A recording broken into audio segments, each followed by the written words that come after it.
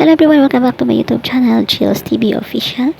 Ayan, bago po natin umpisa ng ating kwentuhan, ayan, ako'y nakikiusap po sa inyong lahat na guys, pakisubscribe naman po ng aking channel.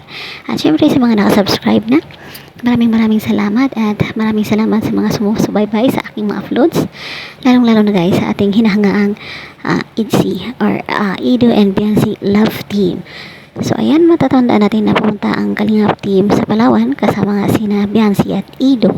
At syempre kitang-kita naman sa mukha ni Biancy na masaya siya na nakapunta or nakarating sa Palawan kasi sa buong buhay niya, syempre alam naman natin kung saan si Biancy galing.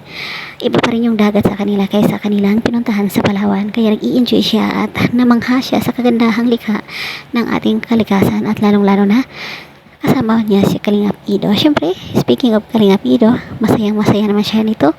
Nakasama niya ang pinakamagandang babae, pinakamahinhin, pinakamabait. Ang lahat ng pinaka sa buhay ni Kalingap Ido na si Baby Biancy natin. So, ayun. Sa tagpong ito guys, sa Palawan, ay doon natin sila makikita na laging naka-holding hands si Ido at saka si Biancy. Diba? At marami na rin sigurong nahahawa or kagaya ko habang pinapanood yung mga vlog nila mula umpisa hanggang matapos is nakangiti po ako na kinikilig. Salamat naman sa mga kilig na pinigay ng Kalingap, especially kay Ido and Biancy.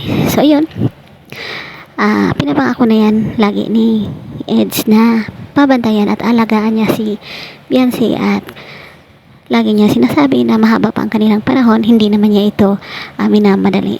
So, hopefully, kung ano yung iniisip ko ay magkatotoo. Not now, but soon. So, that's all for now. Thank you so much for watching. Please don't forget to subscribe my channel and also Kalingap Rob and syempre Kalingap Ido at sa lahat ng team Kalingap. So, that's all for now. Thank you so much for watching. God bless us all. Bye-bye. Mwah!